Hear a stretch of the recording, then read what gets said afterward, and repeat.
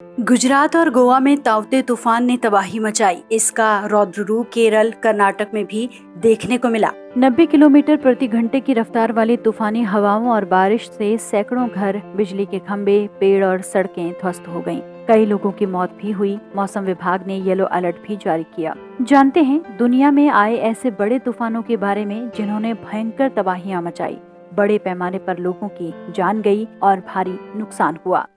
Press the bell icon and never miss a video from newsnumber.com.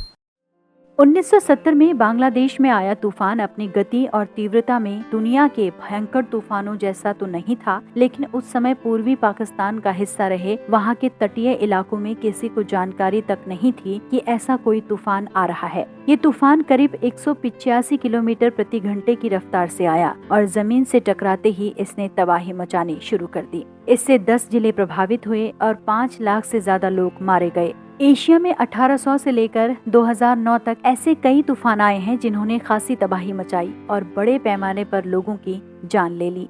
Typhoon Ida. Typhoon सितंबर 1998 में 185 kilometre प्रति घंटे की रफ्तार से जापान के तट से टकराया। बाद में इसकी रफ्तार 325 किलोमीटर प्रति घंटे तक पहुंच गई। ये इतना भयंकर तूफान था कि इसने कई बड़े बड़े भवनों तक को गिरा दिया। आइडा के कारण जापान में कुल 1269 लोगों की मौत हुई। इतनी मौतों से जापान के लोग हिल गए थे। इससे 5 करोड़ अमेरिकी डॉलर की संपत्ति का नुकसान हुआ। टाइफून हैयान। हैयान को अब तक का सबसे प्रचंड तूफान माना जाता है। फिलीपींस में इसे ओलांडा के नाम से जानते हैं। ये दुनिया में अब तक के चौथे सबसे प्रचंड तूफानों में से एक है। इसकी रफ्तार 314 किलोमीटर प्रति घंटे थी।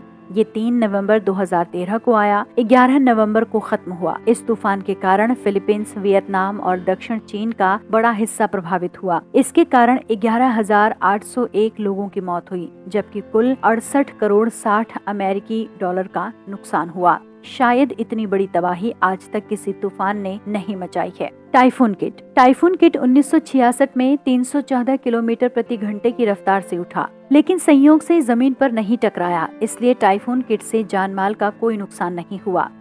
टाइफून सैली। सैली 3 सितंबर 1964 को पोनापे के पास उठा और पश्चिम की ओर बढ़ा। 4 दिन के बाद इसकी रफ्तार 314 किलोमीटर प्रति घंटे तक पहुंच गई। ये 9 सितंबर को फिलीपींस पहुंचा, फिर 185 किलोमीटर प्रति घंटे की रफ्तार से 10 सितंबर को चीन पहुंचा। ये अपने समय के प्रचंड तूफानों में एक था। Typhoon tip. टाइफून टिप 12 अक्टूबर 1979 को जापान से टकराया। इसकी रफ्तार 305 किलोमीटर प्रति घंटे थी। टिप मानसून में डिस्टरबेंस के कारण 4 अक्टूबर को पोहनपेई के पास बना। 19 अक्टूबर को धीमा पड़ गया। इससे करीब 100 लोगों की मौत हुई, जबकि कृषि और मत्स्य उद्योग को लाखों डॉलर का नुकसान हुआ।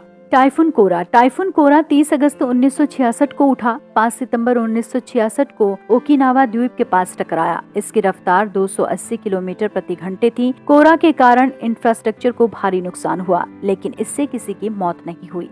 हरिकेन कैटरीना। अगस्त 2005 में अमेरिका के लुसियाना और मिसिसिपी में कैटरीना से भारी नुकसान हुआ था। 23 अगस्त 2005 को ये 280 किलोमीटर प्रति घंटे की रफ्तार से उठा। ये तूफान 8 दिनों तक तबाही मचाता रहा। कैटरीना के कारण कुल 1833 लोगों की जानें गईं, जबकि कुल 108 अरब अमेरिकी डॉलर की संपत्ति का नुकसान हुआ। Hurricane Andrew.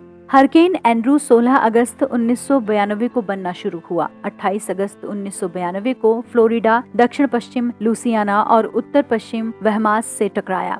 इसकी रफ्तार 280 किलोमीटर प्रति घंटे थी। तूफान के कारण कुल 65 लोगों की मौत हुई, जबकि कुल 26.5 अरब अमेरिकी डॉलर का नुकसान हुआ था। तो ये सारे तूफान थे जो कि एशिया में पिछले कुछ सालों में देखे गए।